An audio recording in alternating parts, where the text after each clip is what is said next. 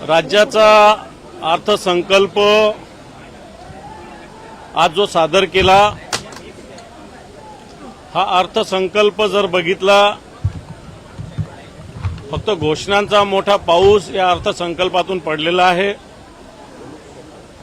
ज्या घोषणा सरकार येण्याच्या आधी लाडक्या बहिणीविषयी, शेतकऱ्यांच्या कर्जमाफीविषयी, बेरोजगारांना रोजगार देण्याविषयी केलेल्या होत्या, याचा कुठेही उल्लेख नाही। उलट मोठी राजकोषीय तूट, महसुली तूट मोठ्या प्रमाणावर असलेला हा अर्थसंकल्प आहे। कर्जबाजारीपणा मोठ्या प्रमाणावर, राज्याच्या डोक्यावर आता कर्ज मोठ्या प्रमाणावर झालेला आहे।